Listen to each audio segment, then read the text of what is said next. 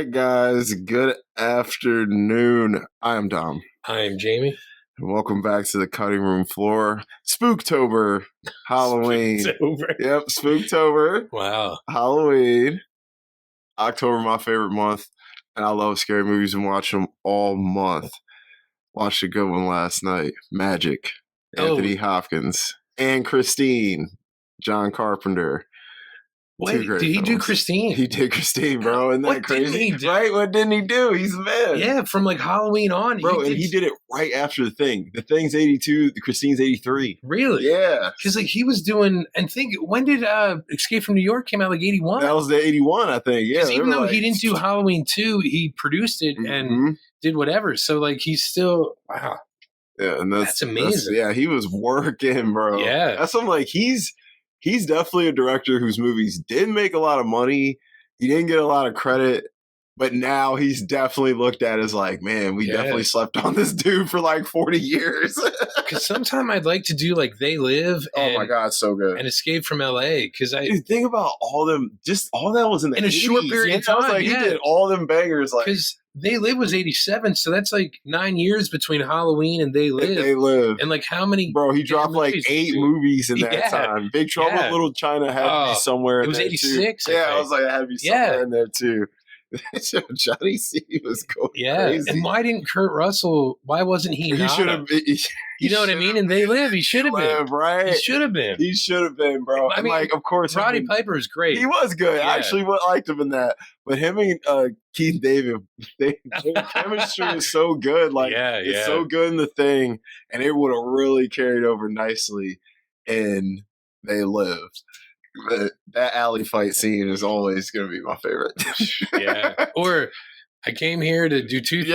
I was watching something and somebody quoted that the other day. Really? I was like, that shit They Live still lives. Yeah. I was like, but you know, I'm all out of bubble gum, man. Obey. All right. So The Craft. The Craft is what we're doing today. Yes. The Craft. Your mom's favorite film. My mom's in honor of her favorite film. In honor of my mom's birthday, who is like, it was like 2 days ago. So happy birthday, Mama. She's finally old enough to rent a car. She's 25. 25. Finally old enough. I don't know how I, caught up to her in these years, but I have. Benjamin Button. It happens. Yep. Hey, it's like Taraji P and Brad Pitt, Yeah. But so The Craft, the original 1996, directed by Andrew Fleming. And this is going to be a good one for you guys today because Jamie and I disagree on this film.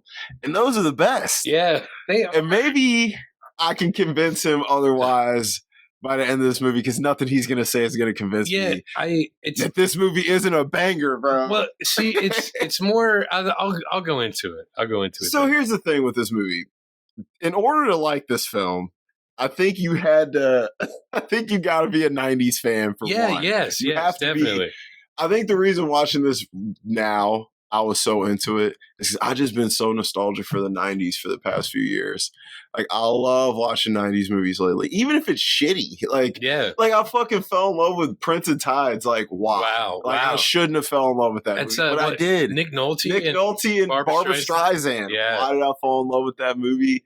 If a 20-year-old watched that now, he'd be like, bro, when is this shit over? He'd be like, and me, I'm sitting here like, are they going to get together? We were talking about that. And then I think I asked you about The Mirror Has Two Faces with Jeff Bridges. Yeah, which I haven't seen. Yeah, that's a decent movie. Jeff Bridges is a great actor. So Nick Nolte's good too. I think he's another underrated one.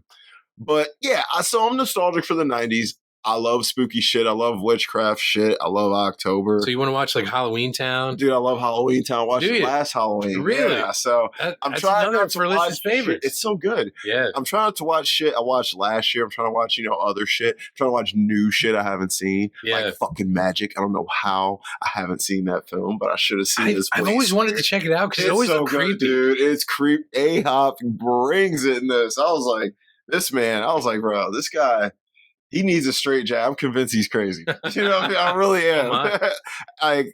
I'm like, you can't be this good at these roles. But anywho, so let's give you some stats. Now the stats, well, not all of them. Some of them favor Jamie's side, some of them favor mine. Rotten Tomatoes, 57. IMDb 6.4, so not bad. But Letterboxd 3.5, which is pretty solid. So the Letterboxd community, I feel like, is the most active in these. So I feel like that's the best score on there. Do you think it's more the nostalgia for the 90s? Absolutely. Because this is definitely... I'll say it's a period piece. Yeah, bro, you put this movie in a time capsule. Yeah. Like, because it can only happen in 96. Yeah, bro. It bleeds the 90s. Like, it came out right after Clueless, right before Scream. Yeah. Like, it lives right there in that 90s high school movie, like, clicky, like, just that's you what had it is. to be there kind of times, like, which I was alive, but I wasn't in fucking high school. Dude, 90s. I graduated in 96. See, bro, so you know how accurate this is. There was the jocks, the cheerleaders, the goths, the nerds, the outcasts, burnouts, druggies, whatever. Yeah. You lived in a time where them cliques and them people hung out together, and that was that. And of course, you know, you have clique crossover here and there, but that's how it was. It is not like that no more. The kids, I don't know what the I'm like, it's like 21 Jump Street. Like when they go back to school and he's like, okay, those are goths, those are nerds. Okay, what the fuck are those? You know, I was like that, and that's kind of how I'm like, listen. Even though I'm like, I didn't graduate high school that long ago, but god damn it, it has definitely changed since I was in school. Well, there's the furries. Yeah, there's furries now. People wear tails now. That wasn't a thing when I was in school. It just wasn't common at all. Yeah. There's, you know, you got like, there's a hipster crowd now. And like, you know, there's all kinds of new stuff, but it's whatever. One thing I will say, bullying, I think, has died a little bit. I think people are more accepting of people in their because it's cyberbullying now. You don't you don't do it in person. So if you stay offline, you're good. Yeah.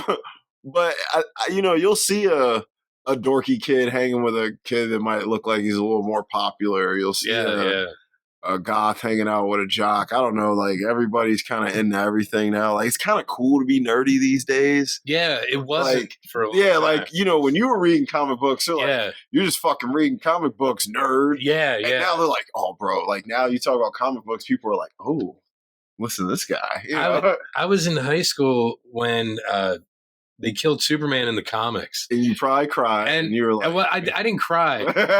I got the comic. And I remember buying it. I had like, I think 2 copies of it because they had one version that came like polybagged, so it had stuff in with it. So I got 2 of them, and one some guy and one to collect. Yeah, some guy offered me like a lot of money the day I bought them. I was literally going to ask you how much did you pay for them? Cover price because it was the day it came out. $3? Yeah, probably at the time it would have been. And I opened the one, and they had an armband for Superman for him dying. That's kind of lit. And I you like, went to school? I did wear it to school. And there and my German teacher actually said don't tell me she thought it was a Nazi man. No, she didn't. No, they need another S. No. She actually said in German, like, Superman is tot. Like he's dead. He's toast. Yeah. I just felt he's toast. Yeah. So she was a nerd. Well, yeah, she just, I guess, made like a little example of it so we can learn a little more German. Nice. Yeah. So or I guess Ubermensch would have probably be Superman in German. Yeah. But, you know. Were the kids like, what the fuck are you wearing? They're probably like, we need to stay away from this guy. Yeah. He's never going to get laid. Yeah. How much did the guy offer you? I think it might have been like $50 or something. Damn, I might have let that joint go. And that's the day it came out. Yeah, bro. Like, but you had to hold it, didn't you? And I had one polybagged for a long time until Evan, my son, was young. You gave it to him. He wanted to open it. I'm like, well, it's not worth anything now because over time it all died down. It died down. Yeah, it decreased. Yeah, so, but you know, that day it was all the rage. It was like November 12th, 1992, I think. Damn. I believe was the day it came out. Yeah. That's crazy. That's dope though. Yeah. Damn. See, I was a nerd. See, but you lived in a time where that was dope. Like everybody was hyped for that release. Everybody was like, we going to the comic book before school. Fuck after school. Yeah. And like that shit is not like fun like that no more. No one does shit like that anymore. No. Like that's dope as shit. like where. Like how in this movie, these girls, they go to the stores and they got to talk to people and learn about this shit, where now they would just get on the internet. Yeah. And watch YouTube videos and shit. And I think that one of the things I liked about it was that woman in the shop. Yo, she was awesome. Yeah. But the other thing that I didn't like, or I don't like in general, is like, you're right. Now people can go to like Barnes and Noble and they have like a mystical section. Yeah. And it's like, there's not this hidden dark arts thing or this underground. Everything's just so accessible now. But if you go to like Barnes and Noble, it's like Wiccan Light. It's not like, it's, so people can get like it's like taking a survey class. Because if you're actually like Wiccan, it's a lifestyle, it's a religion. It's not like, oh, well, I read something. I just pick it up and casually. I got, the Rick and Morty tarot cards. So I now know what I'm doing. You know what I mean? It's like, wait, what? It's just weird. Yeah, it's weird. And it's not that I'm Wiccan, but I'm just saying it's almost like a slap in the face to people who are. Yeah. But, these girls kind of, they respected they respected the culture though. I think one of them did. One of them did for sure. And I think the other ones, we'll talk about a theory there, which ties into exactly what you're going into. I don't want you to get into that yet. Okay. Yeah. All right, let's get into this thing. So we won't keep you too long today. So this movie, The Craft, all right, it's about 4 girls in high school. They go to a Catholic high school in LA. So these people got money, which that kind of comes into play too, about the socioeconomic statuses of some of the girls. And these 4 girls practice witchcraft. And stuff gets wild. That's the movie in a nutshell. Yeah. But there's layers to this film. Okay. So you got. Yeah, because you learn. Yeah. There's layers to it. Because you learn why these girls are the way they are and why they're interested in this as it goes on. So you got a girl, she moved to LA from SF with her dad and her stepmother. Her mother is dead, which I won't reveal something about her. We'll save it for later. Well, she died in childbirth. She died in childbirth. The girl never knew her. Yeah, she never knew her. She's Padme Amidala. Yeah.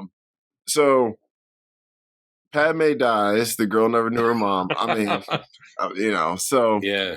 She keeps a picture of her though. She knows what she looked like. Yes, yeah. And we'll get into her mother a little bit later. We can't give too much away now.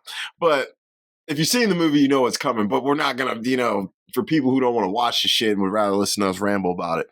So the girl gets there and she's a little weird. She's a pretty girl though. What's her name? Robin Tooney? Robin Tooney, yeah. She was in Empire Records the year before. Yeah. She was in Empire Records, which Empire Records is a movie I used to not like, and now you love it. I love it. It's a movie from the 90s. Yeah, but it's like record stores were the shit. They were the shit, and now that they're gone, you appreciate that movie so much. Like, I used to love going to Tower. I was going to say Tower Records was fucking bad. Lit, bro. Oh, did you ever go to the one in New York?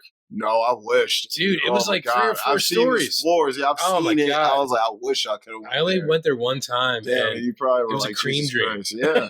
Like Virgin and like Tower, all of them were lit. And like even the smaller ones like Coconuts and Sam. Oh, yeah. Like all those little stores. Luckily, thank God FYE's still around. Yeah, but that's like what they all condensed down to, at least so you got something though. Because it was like, remember the wall?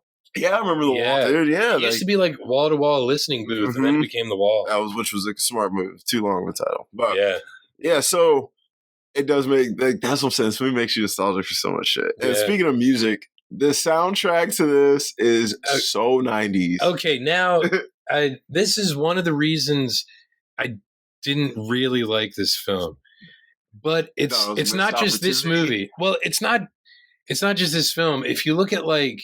After The Crow came out, and that set a standard. It did set a standard, and I think this is sort of like a female-centric film to kind of appeal to that crowd. Mm-hmm.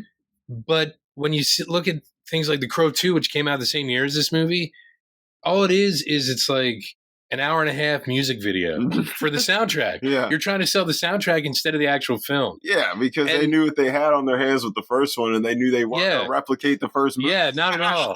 Second soundtrack is great. The Crow 2, City of Angels, amazing. Iggy Pop, it's just incredible. He's even in the movie. Yeah. But like this film, it almost seemed like at times they were just trying to sell whatever song was on the soundtrack. So like the Love Spit Love version of the Smiths, How Soon Is Now. Mm-hmm. But then people get the wrong idea. They're like probably thinking SUN and AIR instead of SONHEIR. You know what I mean? Yeah. You're the son and the heir of a family of nothing, not the son and heir up there. So like now it's just like, oh, I think of Charmed or I think of The Craft. Yeah. Whenever I hear that song, instead of what the song's actually about. Well, and you're a Smiths fan. Yeah, but you should think of those things, sir. You should. Yeah.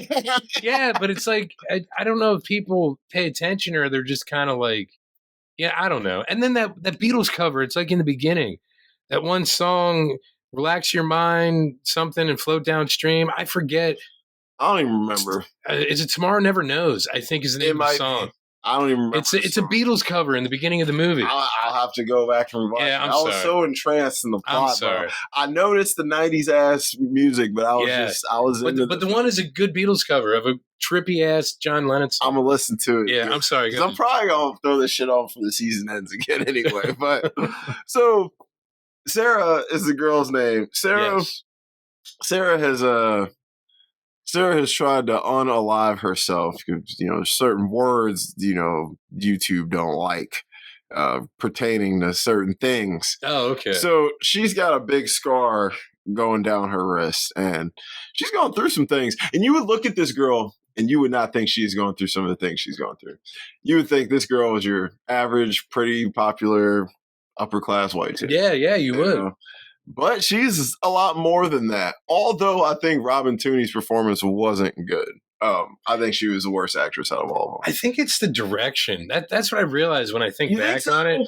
I think so. I think the direction actually wasn't terrible. I just think her performance wasn't great. I don't know, because a good director can get anyone to do anything, right? True, bro. Is that always true? There's bad acting in good movies. You know what I mean? Yeah, I guess so. Scorsese couldn't get it out of Cameron Diaz, bro. Oh, you're Gangs thinking of New York? Yeah. Oh my gosh, she's horrible. Well, that was the most miscast role of all time. Well, maybe he she looked good, but yeah. Gosh, that was like prime Cameron D, bro. Oh my god, he even directed The Craft Legacy, it looks like. He did? Oh no, he didn't. He probably just produced it. I think he produced it. Yeah, he did produce it, okay. Because I don't know. I'm looking at like his films. He ain't got an impressive filmography. I was looking through them and I was like, out of the films he directed, I'm like, this is probably he must be more of a producer now. Yeah, he was like, because like anyway, it's a lot, man. A lot of people direct one movie and they're like, fuck this. Well, the weird thing is like, what's her name? Fruza Balk, who plays Nancy, is like the best actor in the film. Oh, absolutely. Absolutely. Without question. Yeah, she's incredible. She's a great actress though, bro. Like she's even great in like The Waterboy and American History X. Like The Worst Witch when she was like 9 or 10 years old. Never seen that. Might have to watch it. You might have to because it's a Halloween type. It's a Halloween film. Sweet. Tim Curry's in it. Oh, he's a man, especially back then. Yeah, this is like 1984. This is before she was Dorothy in Return to Oz. Yeah, this is way back. She's always been a little goth queen. Yeah, she kind of has been. Yeah. She was the best. So Sarah, she goes to this Catholic school. First thing, okay, so they get to this house, right? And it starts out trippy. Oh, yeah, the dude with the snake. Dude with the snake. Yeah. And he comes in the house and he's like, I need to talk to you. And the dad kind of scares him off and the snake's in there. And then he stabs the fireplace joint. But it starts out weird. You're already like, okay, what the fuck? Some homeless guy walks through a suburban neighborhood and just walks in the house. Yeah, because you see him later on and he is just kind of wandering the streets with a snake. With a snake. He's Snake Man, bro. He's like the dude from Solid Snake? No, he's like snake. No, he's like Gas Snake. No, he's like the gyro captain. Oh, he is. Man, Max, you're right. He's just carrying snakes. Yeah, but so that was trippy. She goes to school, and right away everyone notices her because she is pretty. So of course people. And she's new. Who's the new pretty girl? So she's pretty new. Yeah, she's pretty new, and she's new and pretty. So it works both ways. So everybody takes notice of her, including the jockey football player. It's the dude who plays Billy from Scream. Yeah, and he was in As Good as It Gets. He's the guy that like beat up Greg Kinnear's character, right? It is him. Yeah, I didn't think about that. I was just just thinking about that movie. And we were talking last week, Jughead's dad in Riverdale. Oh yeah, that's right. And we're gonna talk about him. We're gonna talk about somebody we talked about last week later because of him. I know. That's who I assumed. You already assumed. I was like that. I was like, this is pretty easy here. Yeah. I was like, that was a given.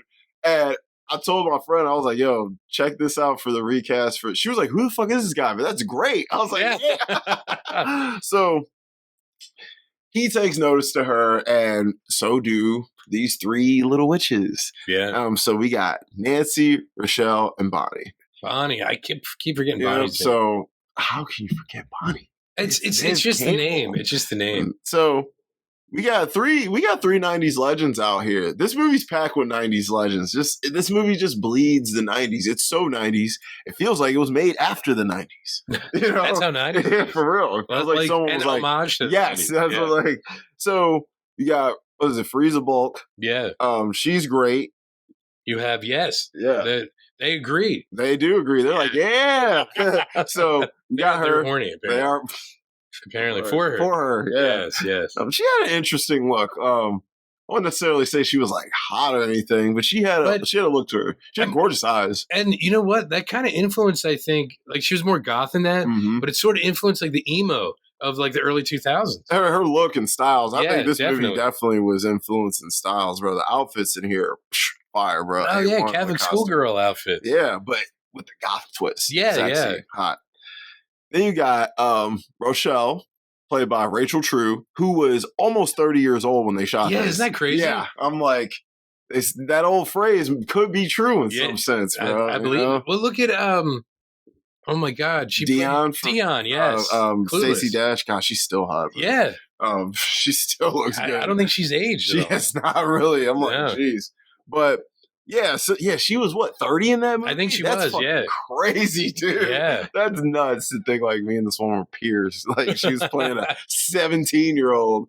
But yeah, Rachel True was older. She probably looked the youngest possibly. She actually did. Yeah, I'm like, she looked great. Because everyone else I think was early 20s. I think Skeet Ulrich might have been like 25 or 26. Mm-hmm. She looked she still looks good. She's 57. Still looks good. Rachel True. Mm-hmm. I believe it. She really, truly looks like she's probably 35 years old, maybe. But then you got the great Neve Campbell playing Bonnie. Yeah. And, you know, I liked her. She was actually probably my favorite character in the film. So what was Bonnie's... Did they ever say, like, why... What her issue is? Yeah. Her fucking skin, dude. But like, was it like burns? That was burns, yeah. Okay. They said it's they said she got burned when she was really young. Okay. Yeah, they said she was like 6 or something like that. I must have missed that part. Yeah, they said she got burned. Crazy. And I've seen this movie like 3 or 4 times, and I never caught that. Yep. She got burned up when she was a kid. Because when they show, you know, later on in that mirror, I'm like, that looks like it could be. But then on her back, I didn't know if it was just like a skin disease, like a elephant man thing. Nah, it was burns, bro. Okay. So so all these chicks, these witches are checking her out, but Bonnie has a class with her, and she sees Sarah bouncing a pencil on its tip on the desk and rotating it. Yeah. She knows, like, yo, this bitch, she got some sauce on her. might have to say it was good. She might be our fourth. She could be our fourth. They're missing the fourth. Yeah, because in the beginning, the witches are doing whatever, and they're thinking about, like, if we had a fourth, it would ground everything. Yep. And Bonnie's the main, you know, advocate for this, because, you know, Nancy feels like we don't need no fourth, and, you know, Rochelle's like, whatever. Oh yeah, because she points to like the bulldog security. Yeah. Like she could be the fourth. She could be the fourth. Yeah. Because she's getting that noose out of her locker. Yeah. And then later, Sarah comes up to the girls in class and wants to sit with them. And Nancy says no, but Bonnie's like, no, sit with us. And she's like, bitch, you're blowing it. That was our fourth. Yeah. So later on, the girls come up to her as she's watching Homeboy in football practice because he invited her, even though he's sitting here just, I mean, I guess if you're a popular jock, it didn't matter what the fuck he said because this guy was operating on high level. And I'm like, I think back to when I was his age and I was like, I did some operating on my own, but not as that motherfucker was low down grimy with it. I'm like, dude, I ain't lying on bitches and, all that shit. But I definitely would run some game, you know. But so I was like, man, this dude, he's operating dirty. But you know what? That dude's never been told no, and that's why I've been told no, so I know what it's like. But you miss all the shots you don't shoot. So that's true. You know, that's true. That's true. Ass, you know what I mean? So, you can't piss in the pants you're not wearing. Exactly. Wait, what? I mean, you can't. You need to put on the pants and piss in them. So she's watching this motherfucker football practice, and the girls come up to her and they give her a little warning about him. She's like, I don't give a fuck. Because Nancy knows firsthand, and even though he's like, and he clearly was lying. He's like, stay away from that girl. She's a slut. I don't know from experience or nothing. Oh, yeah. He's like, shit, I don't actually know, but. Yeah. So the girls invite her to come shopping, and they all lie about what they're doing to their parents. Rochelle's supposed to be a swimming practice. You know, Bonnie's, I don't know what the fuck she's supposed to be doing. And Nancy's parents. It's a black girl who swims. Isn't that? Breaking down stereotypes. Yes, it is. This movie, yeah. Yes. And this is, 28 years ago. Yeah, bro. A black girl who swims and she doesn't die. Yeah. Yeah, that's true. You're right. Yeah. Wow. So so the girls go out and hit, it looked like Melrose or Rodeo or something like that. So, I ain't an LA dude, but so they go out there and they hit up some of the little low key spots they know that sells items on witchcraft. Yes. And the spots are dope. One of the places you walk in, you can smell the incense. So it's a dope little store, and the shop owner's really cool. She's very smart and definitely knows things, but she definitely keeps it compressed on the things she knows. She trying to make some money too. Yeah. Just because you're a witch don't mean you ain't got to make a living. Yeah, that's true. Like it seems like she has her beginner stuff out. Yeah, and she keep the intermediate. You gotta go in the back. Yeah, you know what I'm saying, to get the good shit. So yeah, she keeps the basic level shit out. For the teeters. But this woman understands too. She probably is like, I could use this shit to get wealth, but she knows the consequences of this stuff, which we'll find out later. But she's an informative woman, but she sees something in Sarah right away. And she's looking at Sarah kind of like, But I found it funny because Sarah buys a book there and she gives her a 20. And earlier before they're like, come shopping. She's like, I ain't got no money. I'm like, bitch, you got some money. Yeah, anyway. I don't know. Just an observation. I didn't even think about that. Just a little observation. Well, so, dude, I have a couple of nitpicks. Oh, I'm sure you do. I'm sure you got a lot. There's really just one main nitpick. It's probably a giant plot hole or something. No, it's just a weird editing thing that could be explained once I bring it up. I don't know. Okay, I may have an answer for you. I did some research on this film. Okay. So it starts getting dark.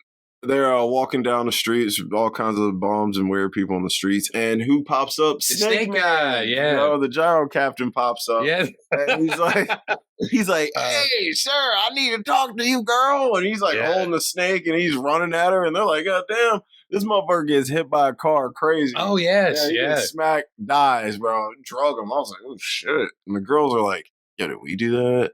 And they're kind of like, I don't know. We felt something. Our powers are stronger with this bitch. And so, they go hang out. It looked like at some kind of abandoned park. They were sitting on like old car seats or something. Oh, yeah. And the girl's like, I'm going to go, y'all. I got to go home. But she's really going to hang out with that jock, Chris. She goes and hangs out with the jock. The jock wants to fuck her and she doesn't want to. So the next day at school, he lies and tells everyone they had sex and she was the lousiest lay that he ever had. And she confronts him about it and he's a total dickhead about it. Now, after this happens, she's still interested in this guy. Why? I don't fucking know. Yeah, it's very weird. That was one of my nitpicks. I was like, what kind of girl would pine for a guy like this? A girl as pretty as you does not need to, you know what I mean? But what about a dude as pretty as him?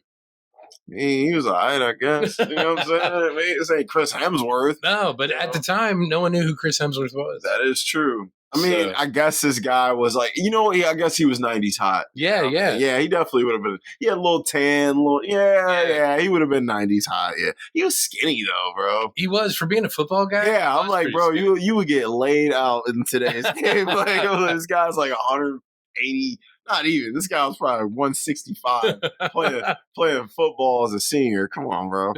I'm like, what position you play? You a place kicker? Bench warmer. Yeah, I'm playing. Yeah.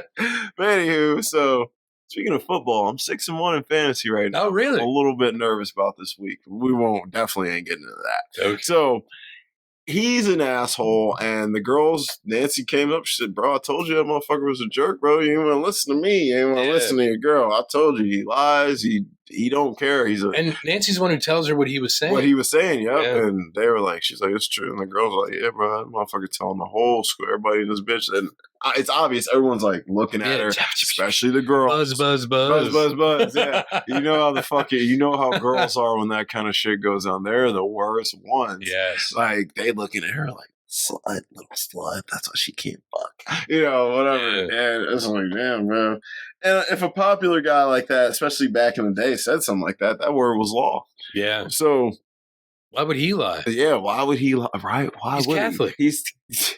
He's none of these motherfuckers actually Catholic at all. Not at all. Y'all are literally just at this school that happens to be Catholic. I guess premarital sex would also be considered a sin, but still, yeah, lying would be worse. Everything in this shit, they were sinning a lot in this movie. They didn't do no Catholic activities in this film. Yeah, I'm like, it's just set in a Catholic school just so he could get Catholic schoolgirl outfits. Probably that's literally the only reason. You're right. The most Catholic school stuff were the outfits, and when they go to when Sarah's walking into the school, she looks at the crucifix. Yeah, and there's a couple scenes there it is, where they go in the little church part, and yeah. But I'm like, ain't nothing Catholics about this damn movie, bro. So Sarah's like, oh fuck this guy, he's an asshole. But that's what she wanted. Yeah, that's what she wanted. Well, not at that moment. No. But actually, I don't know if she ever wanted to fuck him at all, because every opportunity she turns it down. Well, she's probably like a nice Catholic schoolgirl. Yeah, she's like, she's like, I actually wear underwear under this skirt. She's like, only in the back door. Because you can't give up the you know what I mean? That explains probably why altar boys are used. Yes. Maybe. To do altar things. To alter things. Yeah. To have their hair parted. Yeah. Oh Lord. Okay. Yeah. So,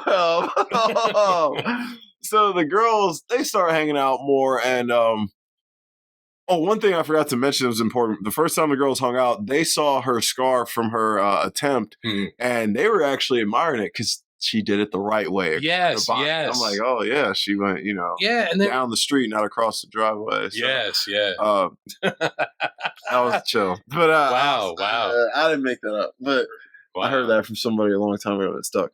But they kind of fucking with Sarah a little bit. The two girls, Bonnie and Rochelle, definitely are, but Nancy's still a little bit on the fence. But Nancy, although she is a villain in this movie, she does care about the girls. This movie just shows you how power and money just can make the worst out of somebody. Is she really a villain, or is she like a victim of her circumstance? I think it's a little bit of both. Because look, her mom was married to the janitor from the Breakfast Club. Is that him? Yeah. Oh my god. I'm like, oh my god, this is what happens to him.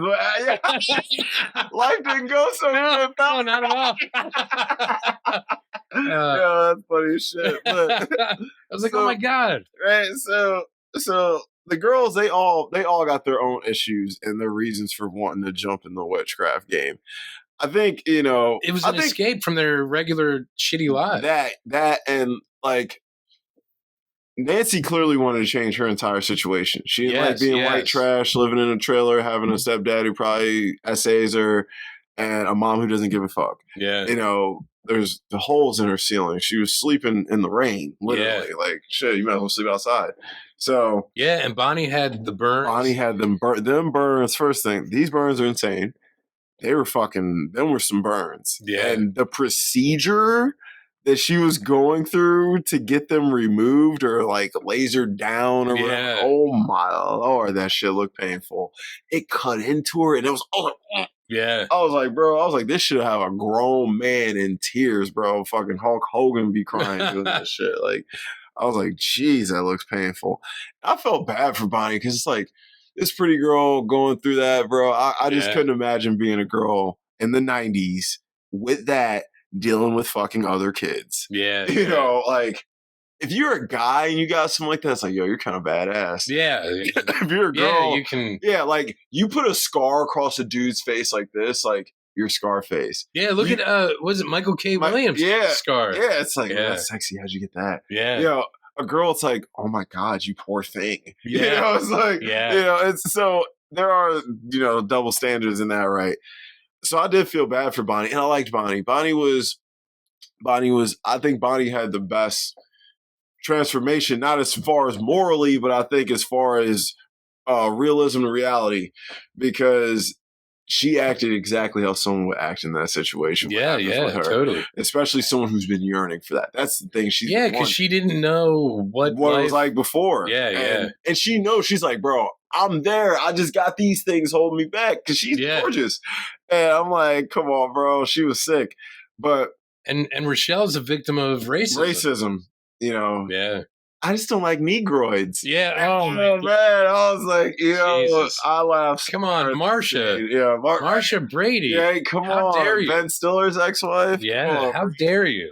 And it's crazy because I forgot that was her until I watched this again. I was like, damn, she's such a bitch in this. I was like, but she's dope in everything else she's in. Yeah, like, I like her in everything else she's in. Yeah, like Dodgeball. Yeah, yo, she's great in Dodgeball, bro. I think I just threw up in my mouth a little bit. but she's usually good, and she's from Allentown, cuz. Really? Yep, local girl. Wow. You know what I mean? What's her name? Christine Taylor. Yep. Yeah. Wow. Allentowner. But yeah, you know, she's like, I think it's just one of Rochelle's little nappy hairs. I was like, oh, I was like, this movie's quite racist, bro. It is. And what I like about the racism in this movie, not saying I like racism, but this is how a white girl in '96 would have bullied a black girl. Yeah. It's like a weird, almost. I want to say passive aggressive. Yes. It would be just like that. It wouldn't be she wouldn't go to these great lengths to like cast her out. Like, of course she would fuck with her. Like when she's diving, she calls out shark. And she makes a little nappy hair joke. And then, you know, she asks her why you don't like her. I mean, she kept it real with her. I don't like black people. I don't like Negroids. Yeah. You know, so she kept it real. And I'm like, listen, when a racist shows you their hand, respect that.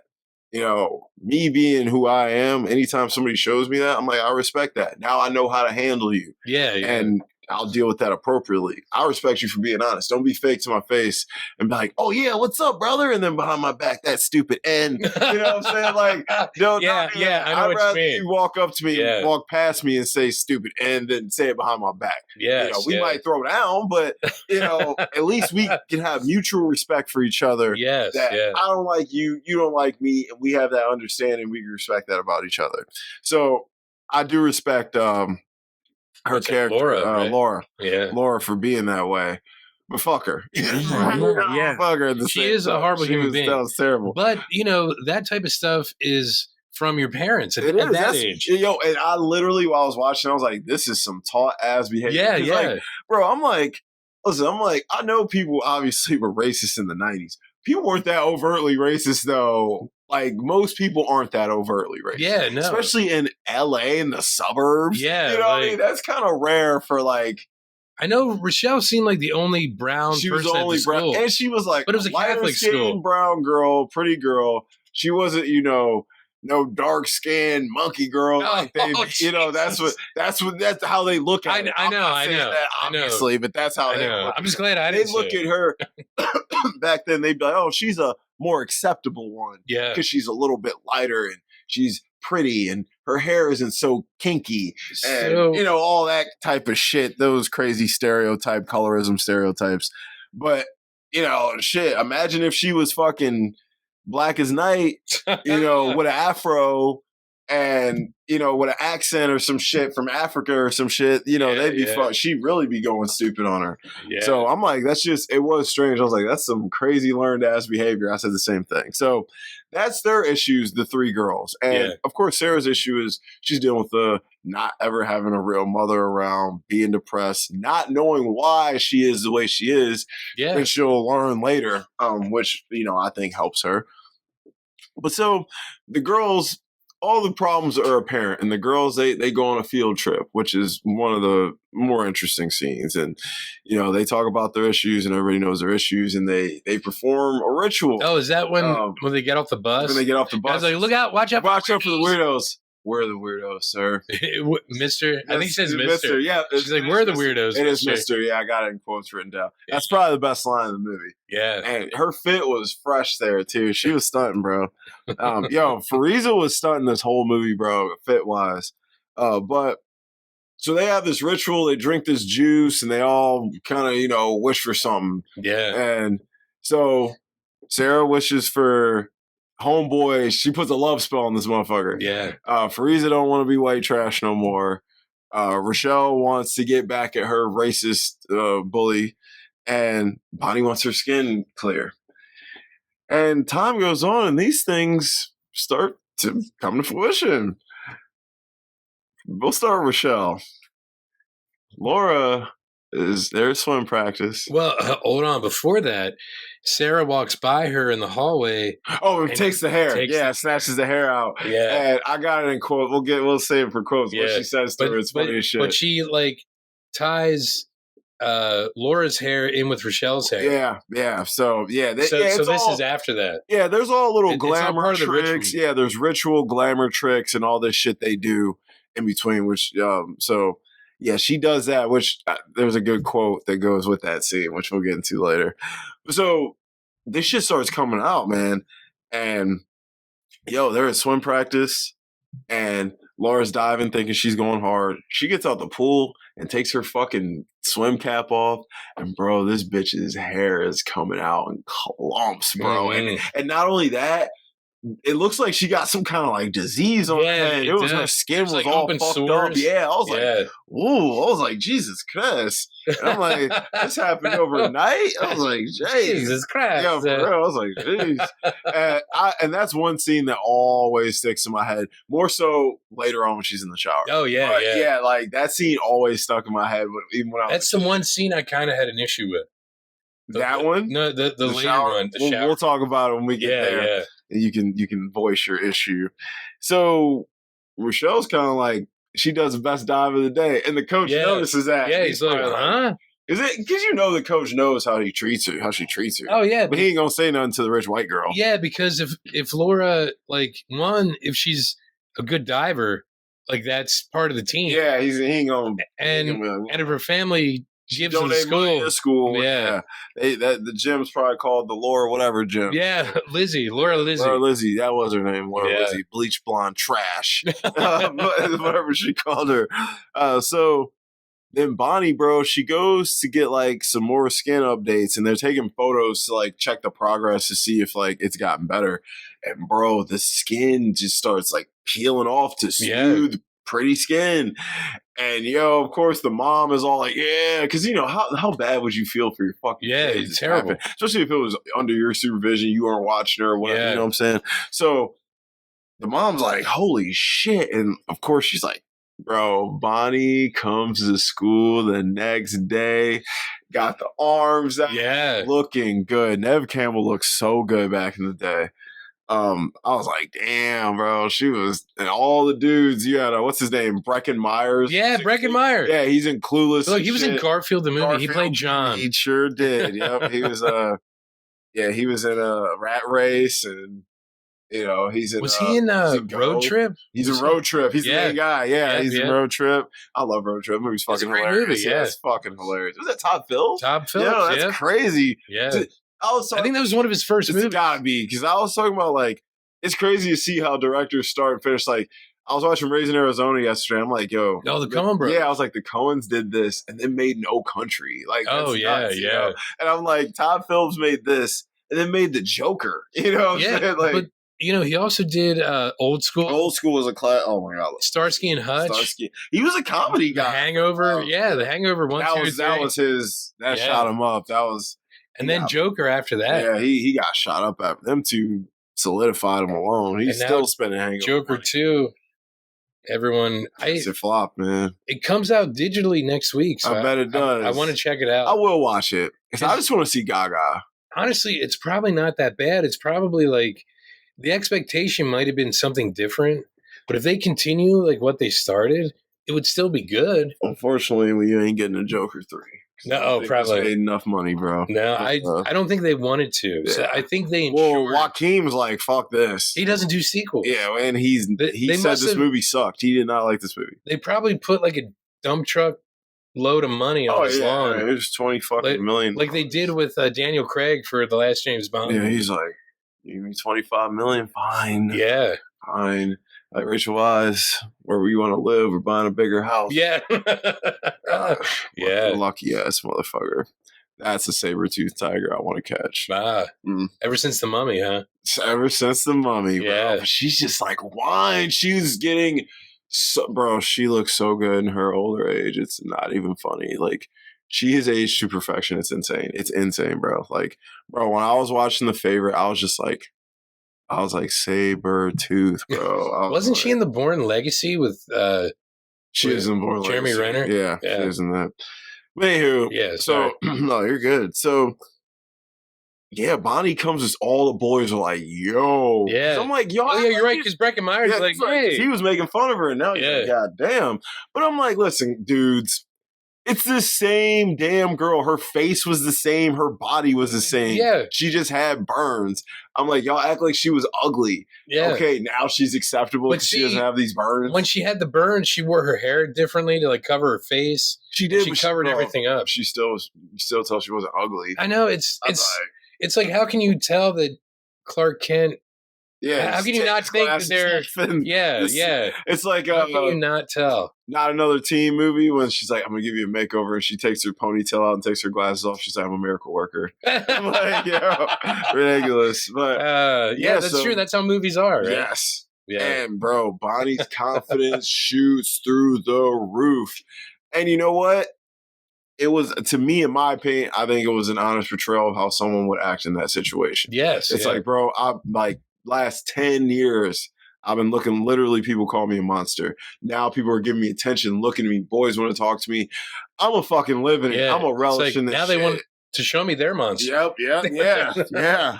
A monster or a little monster. Yeah, it doesn't matter. Monster nonetheless. Monster, yep. So she's like, I'm going to fucking live it up. Fuck y'all. And now Nancy, though, is like, why hasn't my shit happened? What the fuck is going on? Well, her stepfather tries to assault her one night, and she kills him. And to no one knew, but this motherfucker had a crazy life insurance policy through his job. $175,000, which is a nitpick I have in the film. We will get to it. Because it's almost like in the first Austin Powers when he's like, $1 million. Yeah, and they're like, no, that's not. Javillion. Yeah. But yeah, 1 million. I'm like, that's it? Okay. Yeah. Give him his money. Yeah. Pay the man right now. You know what I'm saying? He said, what is it, Jay and Silent Bob? He's like, all right, I'll give you a quarter of the profits. He's like, a quarter? He's like, all right, you want half? He said, no, you already said a quarter, bro. Yeah. You can't go back on that. Yeah. Fine, quarter it is. But, so, and then, Chris is like obsessed with Sarah now. Oh, yeah. In a very unhealthy way. It starts out cute and innocent. He's carrying her books and carrying her friends' books and whatever. And then it starts getting really bad because he starts trying to do things and it gets to an obsessive level. And it kind of shows you how these love spells can be, bro. That's how it is. Like, if you want someone to devote all their time and energy on you, that is going to come with a cost, because when you devote all your time and energy to something, it comes with frustration. Yeah. So if you're not getting the results you want out of what you're putting all your time into, it's going to make you frustrated, make you act out. And that's exactly what he did. Not excusing his behavior at all. No. I'm just saying. Because he wasn't even in his right mind. No, he wasn't. That's what I'm saying. I'm just explaining how a love spell would affect someone's mind. You know, it's just like with anything I do, when you're at the gym and you're like, I can't lift this weight. You're like, what the fuck? You get pissed off. You know, I'm on a skateboard trying to trick. I can't get it. Oh, I'm ready to throw the thing, break it. I'm taking out my frustrations in the most negative ways. And I'm not doing it on the humans, but it's a very unhealthy trait that I know I have. So I can only imagine what someone under a goddamn spell is like. So, yeah, it's just, an observation. But anywho, Nancy though, her and her mom get hyped when they get this money, bro. They were like, white trash no more. We ain't gotta live in this trailer. And I'm like, listen, you can take they blew all their money though. Yeah, bro, that was my main nitpick. You can take motherfuckers out the hood, but you can't take the hood out of motherfuckers. You know what I'm saying? It's that simple. And these chicks buy this condo in LA, which, first of all, I don't even think that 175 would have covered that. Yeah, even in 96. Even in 96, that condo is probably at least 300,000. Yeah. In 96, I would think. And we wrong, I wasn't around, but it's LA downtown thing was huge, bro. Like, this is not like, bro, this is rich people shit. You ain't rich. You just got a lump sum. Yeah. You know what I mean? Like, you ain't rich. You still broke. And I'm like, do you because once that money's gone, it's gone. It's gone. That's like, you get a fucking job. Dude, you buy a small house outside the city and you invest the rest, like, and work, you know, like, and live like a regular motherfucker, pay bills, and, you know, I don't know, people are stupid. But anywho, so yeah, they live in hood rich, crazy, bro. Buying crazy outfits. You just bought a Mustang. I'm like, bro, you just bought a $40,000 car. Yeah. That's a fucking fat chunk. That's like 15%, 20% of your money right there. So I'm like, what are y'all doing? I'm like, this condo alone, like, the bank ain't give them no loan. No. You got money to put down on it, but the bank ain't giving y'all no loan. You ain't got no collateral. You probably don't have a job that would fucking cover it. Yeah. So the bank ain't giving them no loan. So I'm like, y'all had to buy this flat out. I'm like, what y'all got it on fucking Groupon? Like, where did you get? That was a huge nitpick. Fuck it. Since we're already talking, about it, like, we might as well get into it. And I knew you would feel the same. Yeah. Because they buying furs. Yeah. It doesn't make any sense. I'm like, y'all spending this. Because even back then, like 175 grand, like, it would be probably close to $1 million now. No, I looked it up, actually. I think it was 570,000. Is that it? That's it. Oh, my God. Yeah. So and that's not going to last. Like you said, if you're not working. If you're not replenishing whatever you're spending. Like, you buy a small house. Because I feel like outside of LA, back in 96, you could have bought a nice little house for 150. I'm sure, yeah. I mean, or even back then, probably 100, something small. Just buy a rancher. Yeah. It's only the two of you anyway. 2-bedroom. Yeah. All you need is a kitchen, bathroom, motherfucking living room, and your bedrooms. You're good. Because a teenager is going to be out with their friends all the time anyway. She ain't home. She out doing witchy shit. Yeah. It's like, you know. Exactly. Like, come on. So I'm like, that's what I'm like, buy shit, invest a little piece of it, hold the rest, and work. Yeah. Just work a job and live like a regular, and you ain't white trash now. Yeah. You know, you're just a regular working class member of society. You ain't on welfare. You know, you're doing your thing. Because you know them motherfuckers getting government aid. But if they were white trash, what the hell was his job that he had insurance through his job? He must have been working some kind of...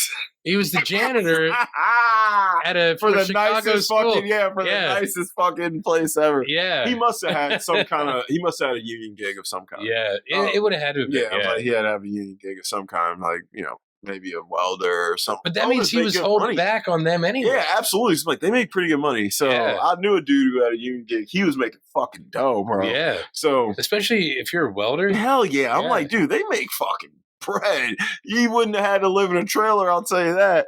So I think I read the before, like, the most I want to say expensive, but like the job that you can get paid the most for is like an underwater welder. Oh yeah, bro, it's dangerous. Yeah, I was like, a lot of dudes die. Yeah, but shit, if you're good, man, dude, you're probably making like 200 a year off that shit. Yeah, like crazy. And you're probably only working a couple months a year. Yeah, like 2 to 3 days, like every few months. Yeah, like the dude who cleans the windows on the Empire State Building or whatever, he works like twice a year, but he gets paid like a lot. Wow. Like, yeah, it's crazy. He's like, but it's dangerous. It is. It would be, bro. Yeah. You look down, but my heart would just fall out of me, bro. I'm like, you have to wear diapers. Hell yeah. I'd be like, no, I always wear diapers. Like, I shit myself every time I look down, bro. But, so the girls are enjoying the fruits of their labor. They are. They all are living good. But then, of course, with that, things start going bad. Like, Chris starts getting obsessive.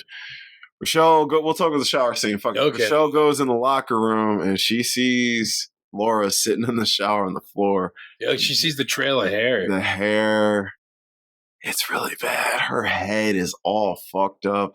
The hair is just coming out. It won't stop coming out. Yeah. Like, that's literally what she says. And like, dude, Rochelle is starting to feel bad. You look at her, she's like, damn, bro, like, I wouldn't. Okay. I guess I would see, for me, it wouldn't be like, I wouldn't want her to ongoing suffer. I just want you to get a taste of what you dish out. But wouldn't it be better if she would have like made her brown? If she doesn't like Negroids, that would have been better. I'm just saying. Then she could really get a taste. Yeah. All her friends, but it's me, same old Laura. I'm just like this. And what? Like, oh, you're a Negroid now. Yeah, yeah. Because her friends probably feel the same Go way. hang with Rochelle, Negroid. Yeah. That's what they'd say. Now, my nitpick with that scene when they show Rochelle and there's that mirror. Is she not in the reflection? She is, but the reflection is the front of her. It's not how a mirror actually reflects. That's weird. I wasn't. I'm like, this is the weirdest. Goddamn, that's not how mirrors work. Weird shit with mirrors. It's like, that is not how mirrors work. It looks like they probably edited it because maybe the camera was in the mirror. Yeah. But they edited it. They didn't want to pull Eyes Wide Shut. Yeah. They didn't want to pull Eyes Wide Shut. That's true. They were watching Eyes Wide Shut. Like, we can't make the same mistake or fucking Jamie H is going to come get us, bro. He's such an asshole. He still fucking caught it, guys. Damn it. We thought we fixed this. Even though this movie came out before that. That's true. But whatever. It feels like it didn't, though. It was like 3 years before, I think. Eyes Wide Shut feels like an 80s movie. It kind of does. It does. It feels like an 80s movie. Yeah. It's even edited like an 80s movie. But, so yeah, dude, it's pretty bad, though. That hair is just coming out, dude. And her skin looks crazy. And, like, Rochelle feels bad. But she don't do shit. But she feels... Yeah, she doesn't. She just looks in a mirror all funky. Yeah, like... See, for me, I wouldn't, like, I'm not evil, bro. I would just want to teach her a lesson. She don't, look, just making her go bald for a couple of days would be punishment enough, I feel like. Yeah. I'm like, listen, what's the worst she did? She she said some racist shit. You ain't hurt. You're fine. You can go about your life. You know what I mean? Like, yeah, and she's the one who obviously has more issues anyway. Yeah, exactly, because you're so fucking worried about me being black. I'm no threat to you. I don't do shit to you. You know what I'm saying? Yeah. So, and then with Bonnie's not really having any crazy side effects except her personality. Yeah, she's finally able to express herself. Yeah, she's expressing herself, but she's like isolating her peers a little bit. Yeah, she's like, nice ass. Yeah. And they're like, kind of like, yo, what the fuck? Chill. You weren't like that before at all. Her personality has changed. Yeah. It has changed. She's still fun. She went from an introvert to an extrovert. Yeah, that's literally what it is. She gained confidence. She acts like someone who has confidence. And it's like, some people like that and some people don't. Well, you were with a bunch of outcasts. So it does make sense that they may not like the person you are becoming because it was so overnight too. It's not like this gradually happened over... Y'all were freshmen, and she was a nerd as a freshman. By senior year, she's feeling herself. Like, no, it's like we're seniors and we're still seniors. And you're an entirely different motherfucker. Yeah. So it's like, so that was really her thing, but she was living good, you know. And they really, bro, they're honing in. They play light as a feather, stiff as a board. Oh, they do, yeah. And dude, they lift Rochelle up, and that's a really cool scene. And I think it was well edited for the 90s. Oh, yeah. Like, the special effects are good. I'm like, I think it was well edited for the 90s for sure. And even like the glamour scenes where they changed the hair. Oh, it's incredible. I think they did a good job with that too. Yeah. You know, they show these girls are really becoming really good with this, you know, but, you know, with that comes a price. When they bought the stuff from the lady at the shop, she warned them. Like, this is for advanced motherfuckers. You get back like 3 times. 3 times, yeah. Whatever you put out comes back 3 times. So she fucks with all these, or she tells these girls, like, hey, don't fuck with this shit. Did she say, like, there's white magic and black magic? Yeah. She essentially a whole speech about how, like, they balance. Yes, but, she gets into a lot of stuff, especially later on. But Sarah is really not feeling what's going on in the group because Nancy's going crazy. Nancy's starting to, now she has money and these powers, she's acting like an ass. Oh yeah, because she's like she's kind of like learning more, isn't she? Of the darker side. changing the lights when she's driving. Yes, being ignorant and learning how to stop things. And dude, she's going crazy. I'll give it to her. She was honing in. Yeah. And there's a ton of like high school movies like this where a group of kids get powers. One of them fucking takes it too far and shit gets fucked up. So Nancy is really turning Sarah off, and they're starting to really not fuck with each other till eventually it does come to a head and she splits up from the group. Now, this is my main issue with this film. With the split up? Or the breakup? Well, the split up. But before we get to the split up, one thing does happen. Nancy confronts Chris at a party about what he tried to do to Sarah. And oh, yes. He's basically like, you're disgusting, get away from me. Well, Nancy uses a glamour, makes herself look like Sarah, and hooks up with him.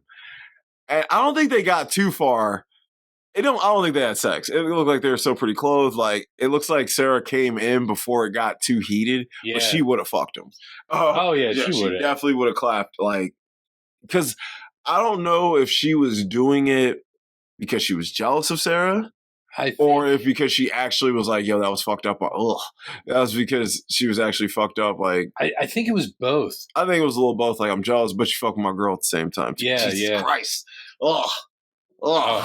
It just keeps coming out. I'm sorry. I just got to show you why I don't like the scene. This guy's showing me the mirror scene or the hair coming out scene. And it's so gross watching it again. I'm just like, sheesh.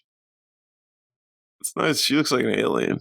She does. She's like the Crypt Keeper a little bit. Because look, it looked normal there, right? When she was backing up to it. Uh-huh.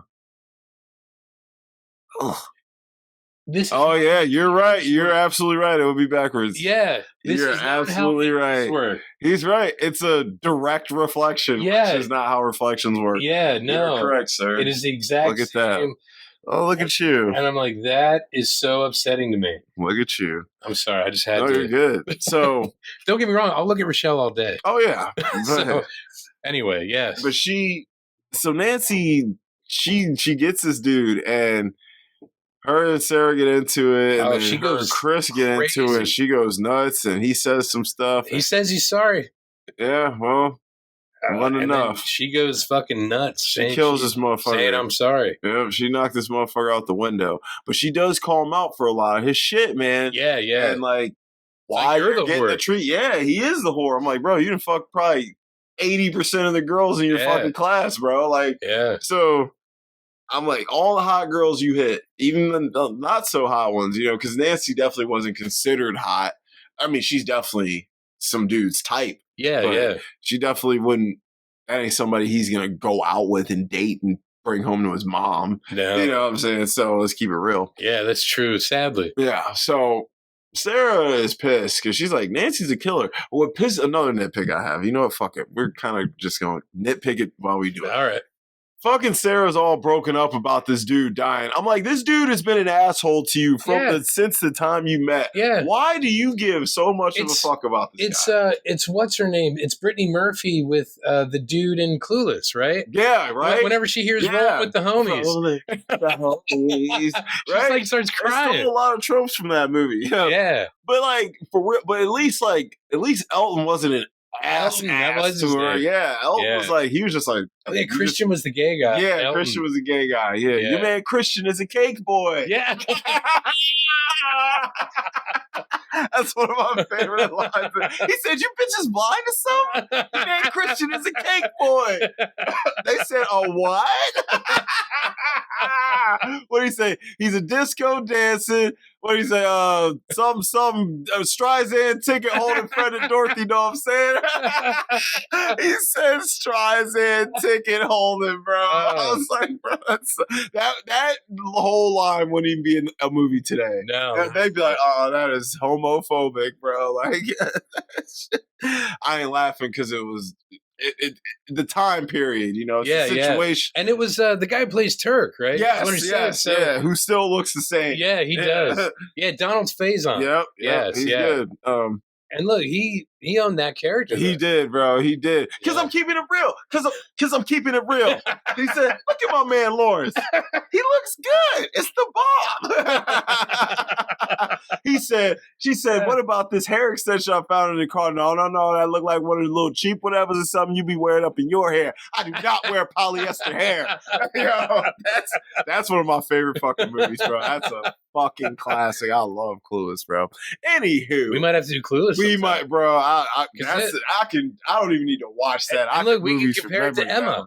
We could. It's the same damn thing. Yeah, we it's could. It's another version of Emma. I love Emma too. Emma's great, bro. Mia Goth and ATJ. Yeah. Too nice. But anywho, so these bitches start having a little bit of a falling out. And they want to... Nancy's crazy because Nancy...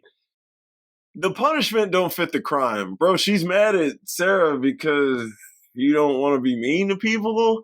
Well, it's probably more because Chris only wanted Nancy when she looked like Sarah. Yeah, well, I mean, but that's not fucking Sarah's fault, bro. No, it's not Sarah's fault, but Nancy was around first. You know what I mean? It's that weird territorial thing. Listen, you ain't as pretty as Sarah. You ain't never gonna be as pretty as Sarah. Yeah, let's just keep it real. And so she hates Sarah because of it. That's how people are. I'm not gonna hate you for something rational. I never hated a man because he looked better than me, because he was in better shape than me, because he could do something better than me. Never hated, especially to the point where I was gonna kill him. These are '90s women, not '90s high school girls. High school women, yeah, you're right. So it's not supposed to be rational. And no offense to '90s high school women, because I knew many '90s high school women, but like, you know, you look at stuff like this, and that's what you think like reality should be, right? I guess, brother. It's terrible. It's very terrible. I'm just like, why in the look? The mirrors don't even work right. Yo, right? Nothing works right. So Nancy decides the third act. Although I like the effects, I like the action, the third act does piss me off. Okay. And this is what keeps the film from probably getting an A. The punishment don't fit the crime. Yeah. The way they set up the glamorized television fake news thing where they make her think her parents are dead. Yeah. And I will give them credit, though. The snakes... Those are real snakes, bro. Yeah, they did a good job with the practical effects there. And the thing is, when Nancy slits her wrist, she does she goes across the street, bro. Yeah. Like, you gotta go down the block. Come on. So they do that, and it's a little bit of a mess at the end. Yeah. The movie does fold a little bit in on itself. I'm not gonna lie. As much as I love this movie and I could watch it anytime, it has very, very blatant flaws in the writing. Yeah, that's in the end. And that's I think the writing and the direction, only because the director let everything happen. He did. They had to, or the producers. I think if Andrew Fleming, I apologize if it was the producers who dictated whatever. I would have been totally fine with the way they ended this movie had they just made their conflict greater. What they were fighting over is stupid. Nothing. Exactly. If they were fighting over something legit, but think about cool with that. Think about wars. Yeah, you're right. So, but see, this is like a female version of a war because women don't start wars. They don't. This is like their women can drag them out. Yeah, they can. But it's and on top of that, sorry guys, one thing I totally forgot to mention. Sarah finds out after she breaks up with the girl, Sarah finds out her mom was a witch, and that's why she is so strong with the Force. Yes. She's essentially a Jedi. Yeah, I guess you're right. Yeah, because Nancy's the dark side. She's the light side. Yeah. And Nancy takes the quicker, more seductive way to the dark side, and gets shown later that the light is always going to shine out. Yeah. So that's essentially what happens, and so these guys have a crazy fight in the house, and the girls, Nancy does some reverse spells on the girls, and she just casts spells to try and get the girls to act a certain way, and they find out, and this is really a big problem. And her only thing is she just doesn't want Nancy to hurt anyone anymore. Yeah, she's been trying to bind her for the whole last third act. Minutes, she's trying to bind her so she can't hurt anyone. else or herself. Because she cares about Nancy. Yeah, yeah. And that's what I was like, that was the whole thing. Sarah cared. Sarah was a real friend. Sarah was, as much as like, I didn't like the acting on Sarah's role, and I liked the character. I just thought Robin Tooney didn't bring it as hard. She brought it way harder than Empire Records. But I mean, look, someone else from Empire Records, they could have used Liv Tyler, who was in Empire Records, she would have been, or Renee Zellweger was in Empire Records. She would have been good in this too. Yeah. Yeah, all of them. I heard somewhere that Scarlett Johansson tried out for one of these roles. I'm like, that bitch would have been way too young. Actually, she would have been age appropriate though. She would have been like 13 or something. No, she was born in like 1980 or something, bro, wasn't she? She's only 39. I looked it up after I saw that. I was like, dog, she would have been fucking young. She would have been. That's what I was like. She's like 12 or something. Because Ghost World was like her first. Yeah, and that's what, 99? 2000? 2000. Because 99 was American Beauty. Yeah. Thora Birch. Yeah, because she was young. She's young and Lost in Translation. That's 03. That's what I was like, how the fuck would Scarlett Johansson have played any of these characters? My God, she is only 39. Yeah, I'm like, she's young. That's terrible. Yeah, that's what I was like, there's no way. But there were some other people they said that tried out. I forgot who. That was some good names that could have been good at that time. I would have been you could, recasting this time appropriate would have been super fun. You could have got a lot of chicks. But so the girls, they have an all-out witchy showdown. And, Sarah shows who the big boss is. She makes fucking Nancy's hair fall out. Yeah. She makes Bonnie's skin all fucked up and showing them like, I'll take you bitches right back to where the fuck you were. Yeah, yeah. Don't fuck with me. Oh, yeah. I'm the real one here. Because she's like, times like 3 times 3 make them see or something. Make them see, yeah. She's nice because she goes and hollers at homegirl and she gets the deeper scoop. Yeah, so she really knows what's good, and she fucks Nancy up, man. They get into it, and she don't kill Nancy. No, Nancy ends up in the loony bin. Yeah, I'm playing. Yeah. Oh my God. I'm playing, son. Oh, I actually love that scene. And then Rochelle and Bonnie go back and apologize to Sarah and ask her if she has any powers because she's like, we don't. As they say, we don't. And they're like, and she's like, that bitch probably don't either. And she's like, bitch, let me show you something. She changed the fucking weather, makes a storm, and almost kills these bitches with a giant tree branch. Yeah. And they knew, okay. And that's how it ends. Yeah. And her parents aren't dead. Her parents aren't dead because it was fake. It was glamorized. We were goofing. We were just joshing. Remember Josh? Yeah, we were joshing. We were joshing, yeah. But I got a question for you, though. So there was theories that, and I believe this to be true, that none of the girls actually had powers except Sarah. So not even Nancy? Not even Nancy. They all fed off Sarah because, think about it, none of them could do shit until she got there. Yeah. And none of them could do shit after she left the group. So what about, I think her energy just fed through them once they bonded, once they took the rituals together and shit like that. So do you think that that's what would, if that theory is true, would that have been Nancy's motivation then?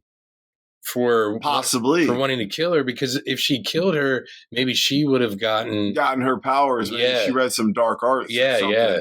Possibly. Because there was that scene with Nancy in the water and all the sharks and all that stuff. Yeah. And she's like, he's in me. He's this. Yeah. I was like, he is. So if it really was, so she was only able to do that because Nancy was there. Because Sarah was there. I think so. I'm just like, that would make sense. I'm like, because she was the one. It would make sense because Nancy was all about the dark stuff. Sarah's all about the light stuff, and you need dark and light for the balance. For the balance, yep. Yeah. And that's why she brought up black and dark, white magic. So that's what I think. I don't think any of them would have been able to ever do anything big without Sarah. Because and the other two probably didn't really do anything. It was really Sarah. It was they were in between the plus and the minus. Yeah, they were caught in the middle, and they were pulled in both directions at times. Yeah, they were kind of like a catalyst for the chemical equation. Absolutely, yep. Yeah, that's exactly what it was. That's what I think. They were used for their blood in that drink initially. Yeah, that's what I think, bro. So wow. Yeah, that was just something I thought was fun. No, that's actually a really good theory. It makes sense after seeing it again. Mm-hmm. Because you're right, because she still had her... Yep, she still had the abilities, and she's clearly gotten even better at them. So she's like, I'm the real one, bitch. Yeah. She's now like Luke in Return of the Jedi. Yeah, she's Jedi Luke. Yeah, she's Jedi Luke. Yeah, for sure. And she's coming to like, Nancy, I'm about to fuck you up, son. Yeah. Yeah, come on. Palpatine, whoever you want. All right, man. MVP. I think Fairuza Balk. Fairuza Balk. And Andrew Fleming, too. I know you didn't fuck with him.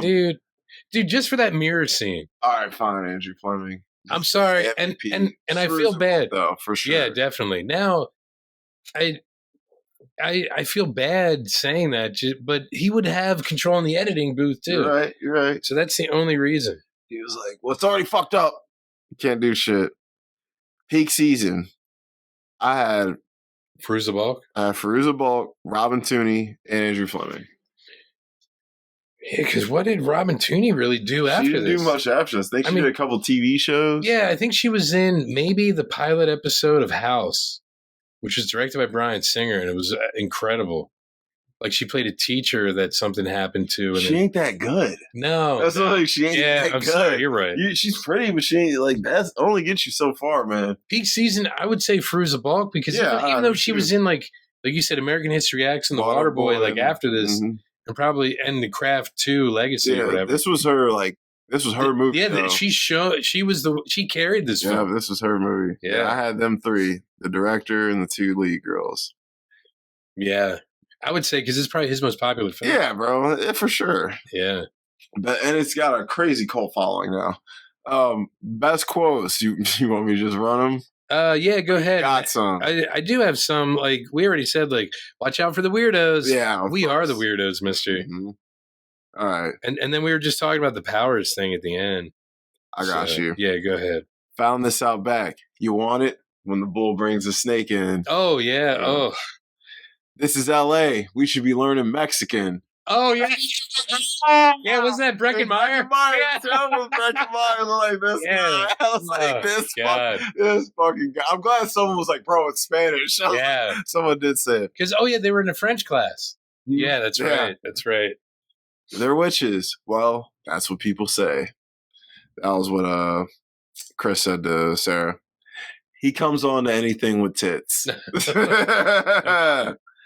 I don't have any money. We get a 5-finger discount. I slit my wrist with a kitchen knife. You even did it the right way. Oh, yeah. Maybe you're a natural witch. Your power comes from within. See, they already knew, bro. They knew yeah. In my dream, you are dead. That's what the fucking snake guy said to her before he got hit by a car. Nothing makes everything all better again. I was like, that's interesting. Yeah. You like my head? That's what she said to Chris when he was talking about when they went on their first date. He was talking about how pretty her head was. Oh, yeah. And she was like, you like my head? I was like, that sounds, yeah. And after he said what he said, she said, told you he was a jerk. That's just one of Rochelle's little nappy hairs. Oh. You really want to know why?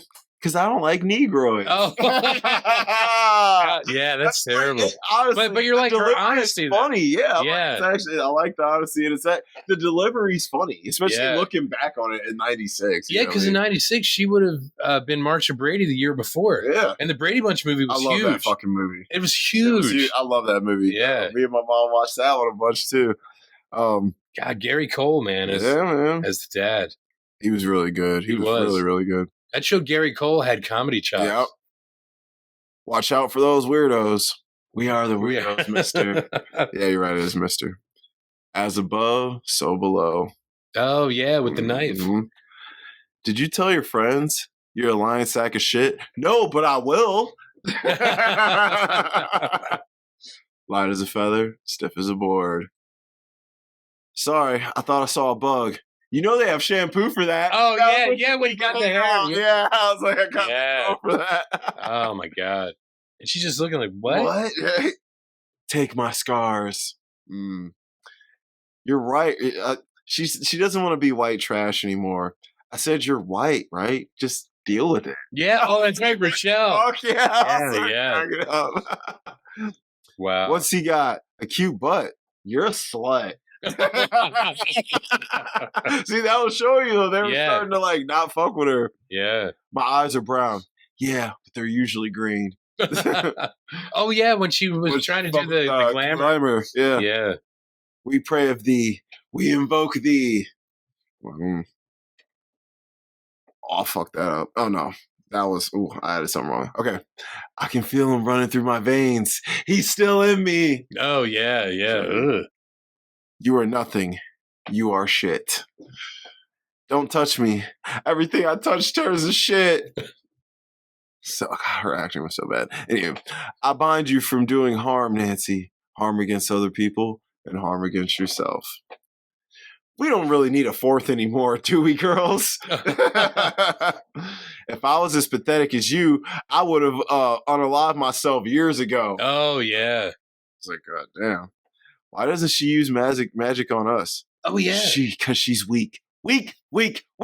You know what? Those quotes right there, I think, back up your argument about that Nancy was anything they were able to do was because of Nancy. Because of Sarah. Oh, because of Sarah, yeah. Because I keep messing up the names. I'm sorry, yeah. Because Nancy wouldn't be able to see that it's because of Sarah. Absolutely. Now is the end of her. Let her go in peace. Get your lazy ass upstairs or I'll slit your throat. Oh, yeah. Like, what the? Jeez. I would have been like, well, go ahead. Like, why don't you go up there? Relax. It's only magic. Now who's pathetic? Oh, yeah. Hold your breath until I call. Oh, yeah. Yeah. I'm flying. Oh. I'm flying. And that was all of mine. I'm just going to add to it the woman in the shop. Oh, yeah, she had some good ones. Lirio is her name. Lirio. Well, then understand this. Whatever you send out there, you get back 3 times or times 3. And Rochelle's like, wait, we didn't read that in any book.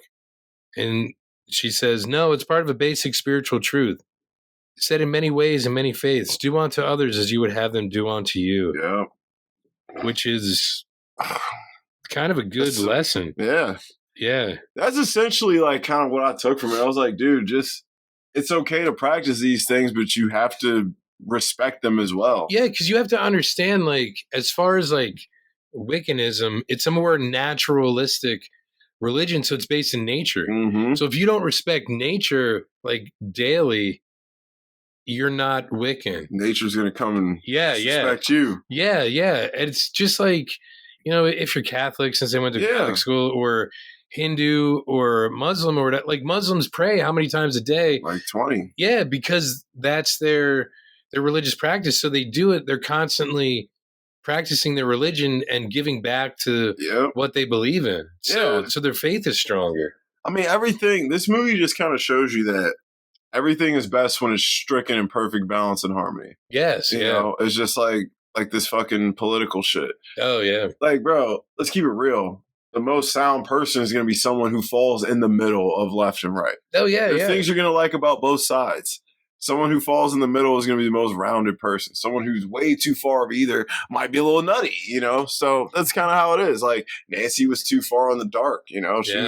She was worse than Darth Vader. I'm like, damn, she just wanted to kill. So this film, in a way, is kind of like the 2 political parties we have now.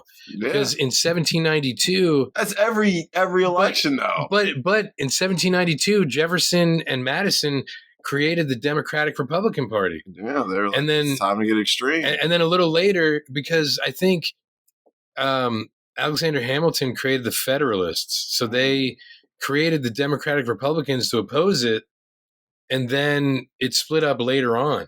Yeah, they're like... And I guess the first official Republican president was Abraham Lincoln. That's why it's called the Party of Lincoln. Ah, Big Abe. So he was the first Republican president. I think there were Democratic Republicans before that, because, you know, we had the Whigs and the Tories. Yeah. So this film is kind of like that, because you have both sides, you know, the left and the right. Yeah. And then they split up. Yep, they're like, and now the world goes to shit after that. And Nancy is crazier than Sarah. Yeah. So which side is which? It's up to the listener. Yeah, I'm flying. Yeah. So, yeah. What's age the best? You know what? The outfits. Yes. Definitely the outfits. I think even the special effects for being like they did. from 96, they're not bad. Mm-hmm. I had Witchcraft, 90s high school movies, the outfits. You do love 90s high school. You love 80s and 90s high school movies. 90s high school movies and early 2000s. Yeah. And early 2000s, yes. They're the best. They're funny. They're fun. Well, yeah, because some shit in them. Late 90s, early 2000s would have been influenced by American Pie. Yes. So, absolutely. Yeah. Dude, all those bangers like Jawbreaker and Drop Dead Gorgeous and Bring It On and like, dude, there's so many good ones out the early 2000s, Election even. Oh, yeah. God, that's a more of a deep cut for a high school film, but it's still a high school film nonetheless. It's illegible. It's illegible. I can't even read it. I just love the way she pronounces it. God, I love Reese Witherspoon. Or Chris Klein. Why? Go. Yeah. Why? No, he said I also like apples too. Oh yeah. No, bananas. Bananas. I also like bananas. Like apples and oranges. Apples and oranges. I also like bananas. Yeah. Exactly. Yeah. But yes, I mean he did. Yeah. He did help improve his point more though. Yeah. I was like, he was. And his sister. Who cares?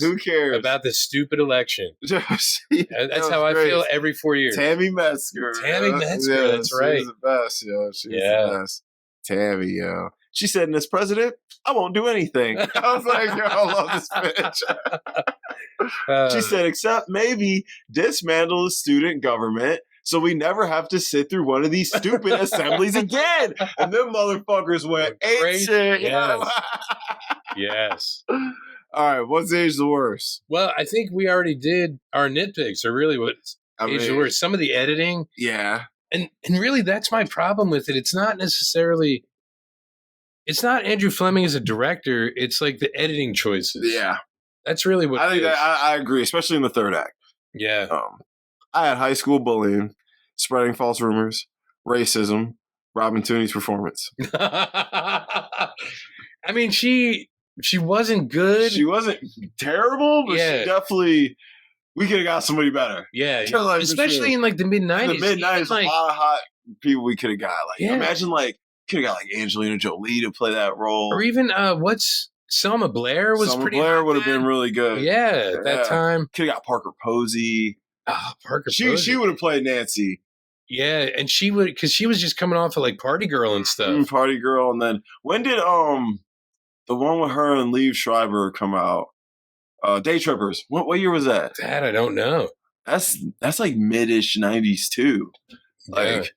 That's a good one too. Because look, even like Reese Witherspoon, she would have been a good Sarah. She would have been a really good Sarah, actually. Yeah, because that was like right before Cruel Intentions. Yes, that would have been perfect, man. Yeah, and like hell, they could have even got Ryan Felipe to play Chris. Oh, they could have. Yeah, I just watched. I know what she did last summer, so all these motherfuckers like fresh. Oh, Jennifer Love Hewitt. Love huge tits. Yeah, she was great. Actually, she wasn't great, but she was pretty. Anywho. She's huge ears. Yeah. She has Dumbo ears. Yeah. I'm sorry, King Charles ears. Yeah. Dumbo. Most rewatchable scenes.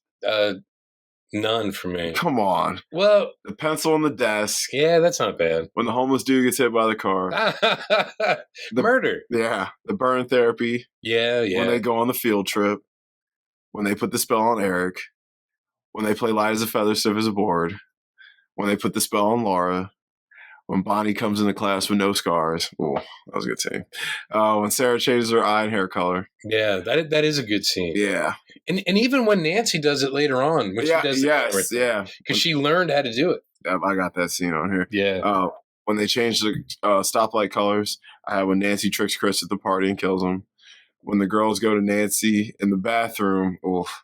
And when Nancy finds out her parents are dead. And then I had the Wait, scene. Sarah? Sorry, Sarah. Look, you're doing it too. Look, this is your fault. This is your fault. You put a spell on me. I'm sorry. Yes. Wow. I'm sorry when Sarah finds out. Okay, good. I was like, wait. He put a spell on me. Yeah. It's not my fault. It's just a glamour. It's just a glamour. It's all right. It'll wear off.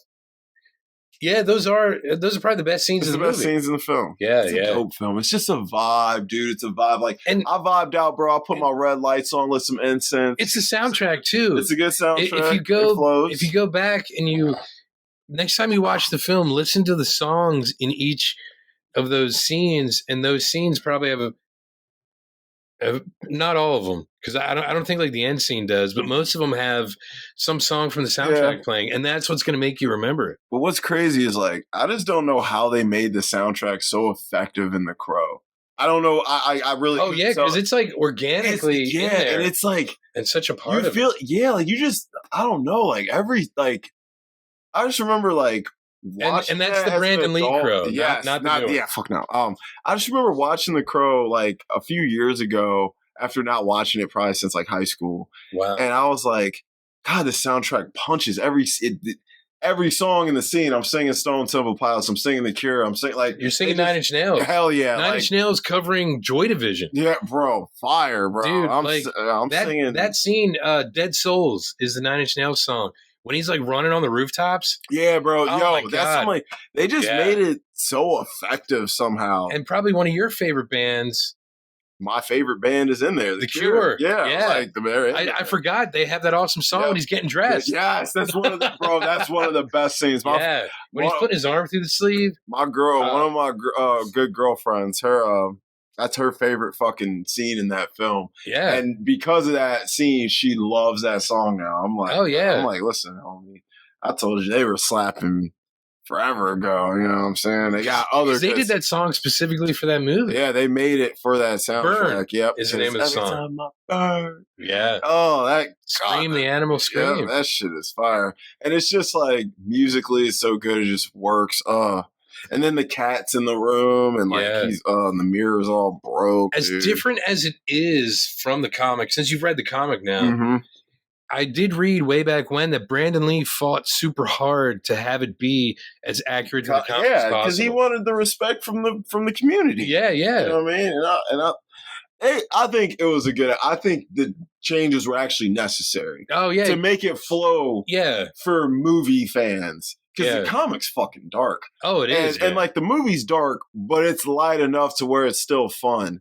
The comic was not as fun as the film. No, not at all. Shit. I was like, I loved it, but I was like, holy fuck. Although he is quoting like Joy Division and Echo and the Bunnymen. Yeah. And stuff like that. Do you like Echo and the Bunnymen? They're a pretty good band. I've never really like listened to them like outside of like, you know, just hearing them around. So. I'll send you one of their songs. Send me some shit to put on. One of their songs you probably know because you like the film The Lost Boys. I love The Lost Boys. They're the ones who covered People Are Strange in The Lost Boys. That cover is incredible. Yeah, that's Echo and the Bunnymen. Okay, that cover is incredible. Yeah. Yeah.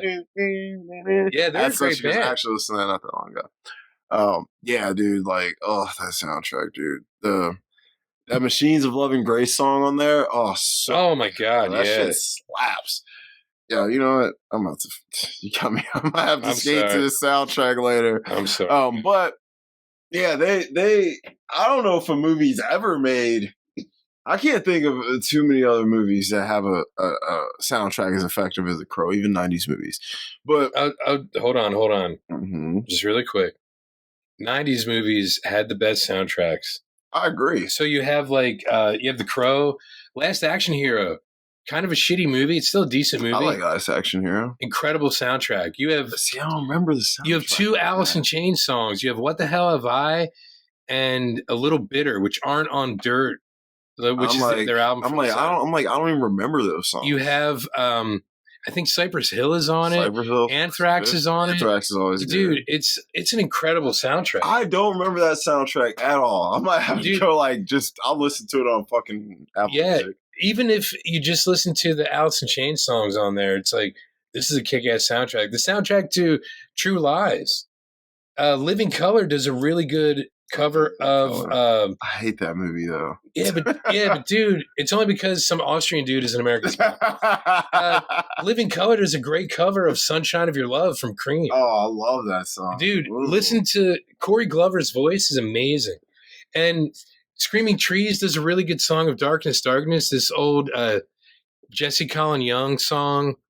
But see, back in the day, you had to listen to soundtracks, like the soundtrack. Yeah. There's a lot of songs that be on there that wasn't in the movie. Yeah. Or was in the movie for 5 seconds and you heard a snippet. Yeah, because Big Empty is only in The Crow, like on the dude's radio. Yeah. As driving. Yeah, and it's like, that's the song. That was the big song from that soundtrack. Huge, yo. Because that's TP. Because I was like, Stone Temple Pilots was fucking huge when that movie came out. So I was like, and you just, I mean, they play the hook, so you know, as soon as you hear the voice, you know it's fucking Stone. So, because you're right. You said the Machines of Love and Grace song on there, right? Yeah. Oh, yeah. And my God, I think the Jesus and Mary chain are on there. We're back to the Crow soundtrack. See, yeah, fucking good. It is. I'm like, but look, dude, even the Cable Guy soundtrack was decent. See, I feel like that one crazy song, and I think it was Primitive Radio Gods, standing outside a broken phone booth with money in my hand. I think is the name of the song. Gosh, you have to go back and listen to all these soundtracks, dude, bro.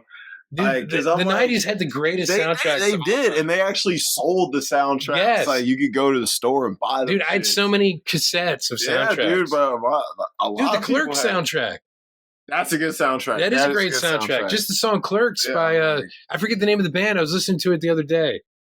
You know, the one that starts the film. Starts it out. Yeah. So I'm living day to day. Yeah. Save up all your nickels and dimes. That's hard, bro. Yeah. See what you'll find. That is a good song. That is a good soundtrack. But, like, I've seen that movie so much, it's like, I have no choice but to know it. You know? Yeah. Hell, Berserker. And look, Alice in Chains is on there, too. Yep. Alice in Chains was in every fucking early 90s soundtrack. Oh, yeah, because they're on the Singles soundtrack. Singles is a good soundtrack. Singles. That's a very good soundtrack. Yeah, and that's from 92. That may have started partially a new music movie. So and Cameron Crowe wrote it and directed it. Yeah, so I was like, so that had to have a good soundtrack. Yeah, you have Pearl Jam and Chris Cornell. Yeah, no choice. Oh, and Alice in Chains was even on stage. Oh, God. Crazy. That's a good film. That's my man's Matt Dillon, you know, that's my guy, bro. That's my guy. George C. Scott's son, Campbell Scott. Camby Scott. He plays, the straight-laced dude. Mm-hmm. God, what was his name? I can't remember. Because remember, he thinks he's imagining that basketball player is like, oh, Steve, don't come yet. Jesus Christ. Yeah. All right, let's finish this. Okay, I'm sorry. We got way off. Yeah, we got to do soundtracks. We got to start. We'll do best soundtracks one day. Yeah. All right, best characters. Best characters. I honestly, best and worst is probably Nancy. Yes. Obviously Bonnie. Yes. Rochelle. Yes. And I don't know if you would say Sarah because you hated her. I actually did have her too. Okay. I threw her at the last minute, but I was like, she is a good character. Yeah. But she's also in worst characters. Yeah. Okay. So just like Nancy would be. Yes. Best characters, all 4 girls. Worst characters, Chris, Laura, Nancy, and Sarah. Wow. Yeah. Yeah, because Bonnie and Rochelle, they're just middlemen. Yeah. They're not, you know what I mean? Nitpicks, we kind of already went over that. Yeah. All right, recasting couch. Well, I know for Chris, it's our buddy from the 4:30 movie. Nicholas Cirillo. Yes. From 4:30. All right, so and that's a good one. It is. He looks just like him. Yeah. And he's got that attitude too, and that charisma. All right, Sarah, who'd you have? Believe it or not, like I was thinking, the girl who played Sabrina, Kieran Shipka. Yeah. Oh, I wanted someone more attractive because I thought about her too. I just don't think she's that cute, but she's a good actress and she played the role very well. Yeah, I think she would, and she's already done. I liked her in Totally Killer. Did you watch that? No. It's a Prime movie. Is it good? It's an 80s slasher. Oh, nice. It's good. Nice. It's now, but it's set in the 80s. It's dope. Yeah. Karen Shipka she's the main character. It's good. I actually liked it a lot. Because we were talking before, like Jenna Ortega or somebody, right? Of course, it feels like she has to be in this. She feels like she's Nancy. I don't know, though. She'd probably be really good as Sarah. She would be good as Sarah, but she feels like she would be Nancy. She would have to be Nancy, but just because we now know her as Wednesday. Yeah. So it's kind of like, the goth the stuff. dark goth shit works for her, and she's so fun. What about if you do Jenna Ortega as Nancy, what about her roommate in Wednesday as Sarah? I want someone bigger, bro. No one knows that bitch. Who knew Robin Tooney when The Craft came out? She had Empire Records at least, and she was who pretty. watched Empire Records? That also had a good soundtrack. I'm sure. Well, it has no choice. It's a music movie. And High Fidelity is a great soundtrack. Oh my god, I love High Fidelity. Yeah, that is a good soundtrack. Yeah. Anyway, sorry, just. Yeah, I mean, I want someone a little more household. So who were you thinking? I had Elle Fanning. Oh shit, that would work. She got that sweet, innocent look. She's still pretty. Yeah, and she just be convinced she's good in them type of roles. But would it have to be because was Robin Tooney kind of a redhead, like green eyes, red hair, that was sort big. of? Okay, because remember she had short hair for Empire Records. Yeah, didn't she shave her head in Empire? Shaved it. Yeah, so it still didn't grow back yet. So that was a wig, actually. It was a brunette wig and then a blonde wig when they changed it. Oh wow! Yeah, so that was really good editing. Yeah, that was incredible. It wasn't real hair. So so I was like, they did a good job with that. So I mean, she gotta be. I mean, we can throw some brown hair on. Yeah. No, you know what? I would agree. We could throw some brown hair on her. All right, for Nancy. I mean, I like Jenna Ortega. I have her, but I have somebody I liked a little bit. I would think would do well in this role, even though she's kind of tiny. She's not intimidating size wise, but Fruza Balk wasn't really. No, but she's definitely bigger than this chick I got. Okay. I got Kaylee Speeney. Who the hell is that? You know, she played Priscilla in the new Priscilla movie. In what? Priscilla Presley. Oh, I didn't see it. What the fucking It's a. Coppola? Sophia Coppola, yeah. Dude, she's in Civil War that just came out. You ain't seen none of this shit? No. You seen Bad Times at El Royale? No. Damn, dog. That's some Kaylee Speeney. Dude, she's adorable. Okay. Hold on, I'll show you Kaylee Speeney. I can't believe you don't know who Kaylee Speeney is. Yeah, I don't. I'm sorry. This man don't know Kaylee Speeney. Terrible. Bro, you don't know this chick? I've seen her before. I didn't know who that was. Okay. I have seen her before. Like, she got a look to her, bro. Yeah, I can see it. Mm-hmm. Especially with, like, that hairstyle, I think it would work. Especially when, like... That's her a little younger. Scary. Yeah, because that hairstyle. Yeah. But that hairstyle right there, She can pull the dark off. Yeah. That's what I was like. I liked her for Nancy. She's a good actress, too, bro. And this is her Priscilla. Well, Priscilla was super young when they met. Yeah, she's way younger than but you know who plays Elvis in that, right? It's Jacob Elordi from Euphoria. Oh, okay, yeah. He was in Saltburn. Did you watch Saltburn? No, not yet. Oh my god, bro, you gotta watch Saltburn. I know you were telling me because your guy Barry Keoghan. Barry Key, that's my man. Yeah. Saltburn is great. Our new Joker for the Batman. Yeah, I can't wait for that. He's gonna kill that. I hope he's in it as the Joker. I mean, he probably should be. I feel like at this point he's gotten big enough now. We're like, yo, we gotta have him in it. And if they can do a thing where, like, if he's still in Arkham, but he and Batman are teaming up, because if they don't have like a Robin character for Batman, having the Joker help him. Yes, dude. It'd be like the fucking one video game, bro. Where you really? Yeah, you work with the Joker. Y'all are in Arkham together. Really? Yeah, bro. And you got to go through and decide stuff together. It's dope. It's dope. You would love it. Because you change the outcome of the game based on your decisions you make. Okay. So you can be an asshole. You can have Batman killing motherfuckers, acting crazy, or you can take the straight route. Or you can play neutral. Yeah. You can kind of ride the fence on everything. But you and the Joker, the way you play, the way I played it, we got tight, bro. Really? We were out doing shit. I was working with Harley Quinn, him, Bane, Freeze, motherfucker. Yeah. We're fucking doing crimes. I'm out as Bruce Wayne doing crimes. And I'm lying to people, telling them I'm actually like trying to stop him, but I'm not. And I'm I'm doing fucked up shit. It was great. Wow. Okay, yeah. So for Nancy, I mean, we can get Jenna. It don't matter. But I think she would work. She would. Especially seeing the way she has her hair. Because I can imagine it when it gets all crazy. She's good, man. For Rochelle, who do you have? I told you. Can't pick Zendaya. No. I was thinking that girl from Sabrina.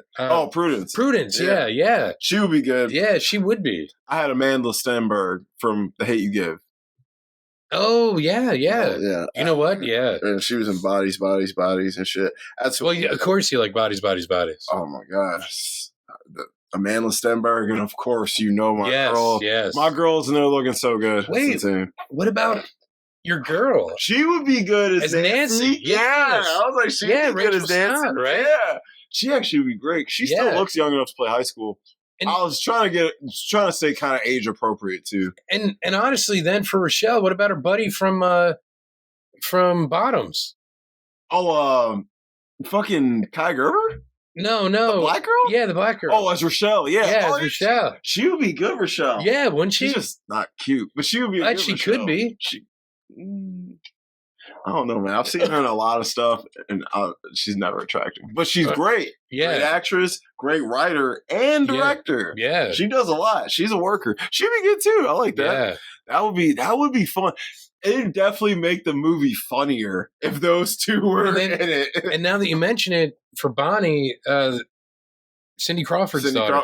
Kai Gerber? Yeah. Yeah, take this pretty girl and put all these burns on her. Yeah, that'd and like fun. Keep her face covered like they do in The Craft until the burns come off. They're going to be like, God. Yeah. Damn. They're like, that is not the same person. Shit. God, Kai Gerber is so fine. She looks just like her mom. Insane. Yeah, I like that. For Bonnie, though, I have Millie Bobby Brown.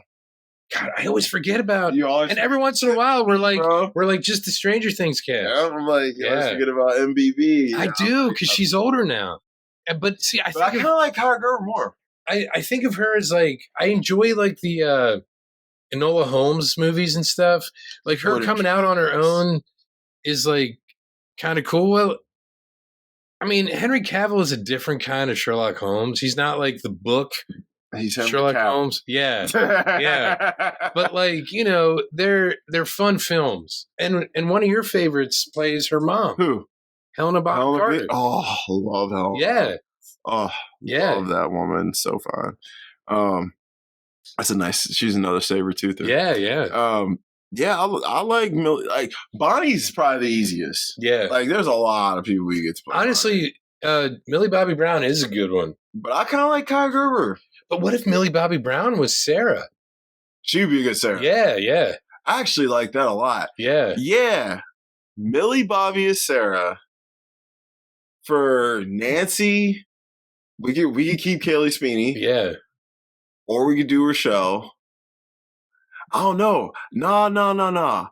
I think we should go Millie Bobby as Sarah. Rachel Sennott as Nancy. We could do Ayoda Brady as Rochelle. And then for Bonnie, I kind of like Kai Gerber. Just bring the Bottoms crew and throw Millie Bobby Brown as Sarah. And their French teacher could be Marshawn Lynch. Yeah, why not, right? That would just if you wanted to put a comedic edge on this film, that would be lit. Yeah. I do think Rachel S would be a really good Nancy. And honestly, get the same director, right? Andrew Fleming? No, from Bottoms. Oh, the chick. Yeah, the one she's always working with. Anyway. I had a chick for it. Oh, really? So, yeah, not her, but I did have a chick. What's her name? The chick's name Emma Schlau. It's a Jewish last name. Emma Seligman. Okay. Emma Seligman. It's not that Jewish. I don't know why I thought it was like something with a Steen or in it. That's not anti-Semitic, by the way. That's just what I thought. Excuse me. Yeah, I like her. She can do it. Yeah. But for director, let's finish. Yeah, Laura, right? Yes, finish the cast. Yeah. So all right, we'll do that. Millie is Sarah. Nancy is Rachel. Rochelle is Ao. Bonnie, Kaya. For Chris, we already did Chris. Nicholas Cirillo. For Laura, I have Sydney Sweeney. Oh, you know what? Yeah, that works. I was like, that works. Yeah. The blonde, big titty chick. Yeah, I was like, that works. I'm like, I felt like that was like the kind of go to. If it was the 90s, it would have been Heather Graham. You know what I mean? Yeah, right? You know what? Yeah. Heather Graham in the 90s. Or even the early 2000s. Early 2000s, she was still looking young. Yeah. For director, I had a woman. I had Greta Gerwig. You know what? That could work. Could work. But Emma Seligman could do it too. Yeah, it depends on really If we're going with that cast, I feel like we should. Yeah, Sullivan, just because the chemistry's because and the writing's there. It would make like it would make it more organic. Yeah, like, everything would seem just more natural. Yeah, it would. But Greta's good. She's really good with these young ladies in her films. Yeah, because you have your Greta gang. The Greta gang, man. Yeah. Of course, I thought about a bunch of them. Like, y'all getting too old, though. Yeah. I was like, y'all getting a little too old to be in the Craft remake. I'm like, because most of these girls are early 20s, except Rachel. She's a little bit older. But but she looks super young, yeah. But, and because, Millie Bobby's only 20. Yeah. You know what I mean? Like, they're all pretty young. But, yeah, either one of them, Emma Seligman or Greta G, works for me. Unanswerable questions. Wait, what about, since we said Millie Bobby Brown, what about Sadie Sink? See. For who? For either Sarah. I think she would be a better Nancy. Sadie Sink, the redhead. The redhead, yeah. Yeah, I think she'd be a better Nancy. She just feels more villainous. And now that you mention it, because of the whole, I'm thinking of the running up that hill stuff from Stranger Things. Mm-hmm. I think she could pull off the Nancy stuff. She's a good actress, man. Yeah. She'd be good. My friend said the little red hair girl from the the new ones, would be a good Nancy. Is that the one? Was she in that show? She was in the Dungeons and Dragons movie too. That just came out. There was some girl from It that was in I'm Not Okay With This. It was a show on Netflix that was based on a comic book. I never saw that, John. Okay. I don't know if it's the same one, because if it's the same actress, yeah. I'm sorry. We keep going. This is now longer than the film. Oh, shit. Sorry, guys. We wrapping up. We ain't worried. No, it's all right. We got it. Unanswerable questions. You got any? I don't know, because they sort of answered them like everything that Sarah was able to do was because of her hereditary, from her mom. Yeah. But I'm surprised her dad didn't know any of that shit. I feel like he probably did try to not say anything. Yeah. Like out of sight, out of mind. Yeah. Like an ostrich. Yeah. Yeah. I'm just not going to say shit, and hopefully she never asks. Yeah. Prop you want from the film? Some of the gear. I need the schoolgirl outfit. Yeah. No, I don't know. Maybe maybe some of the stuff in that shop. Yeah, that's some good stuff in the shop. Yeah, or that crucifix on the school. Yeah, I had the red Mustang. Oh my God, yeah. I'll take the red Mustang, or I'll take Bonnie. That's the prop you want from the film. I'll take Neve Campbell. Neve Campbell. Oh, she was a gem in there. But so let's grade it. I already know yours is going to be but believe it or not, I was thinking like a C+. C+? Okay. Yeah, C+. Good deal. I'm in the low B+ range, like 87%. Oh, really? Yeah. If the third act was cleaner, this would be getting an A-. Really? Yeah, I love this movie, man. Wow. On a personal level, I love this movie. Yeah. If I was writing a review on this film, I wouldn't glow about it how I am. Yes, yeah. But if you were like, hey, Dom, we'll throw on the craft, I'm like, bet. You know what I mean? Let's watch it. Fuck yeah. So, all right, guys. So what, we got to round out the week with finish out something spooky. We're about almost done with October. Yeah. What you feeling scary?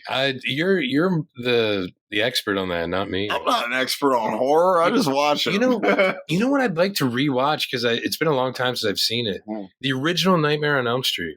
Oh, I just got all those on Blu-ray. Oh, really? Yeah, it was like $15 for all of them. Really? Yeah, Amazon had a sale. Nice. I was like, was it during their days? Yeah, I think it was Prime days. Yeah. Nice. So yeah, I caught that. So yeah, I'm down. Yeah, Johnny if you don't Depp mind. falling through a TV. Yeah. Falling through the bed with the bed. TV on his fucking hips. Why? I don't know.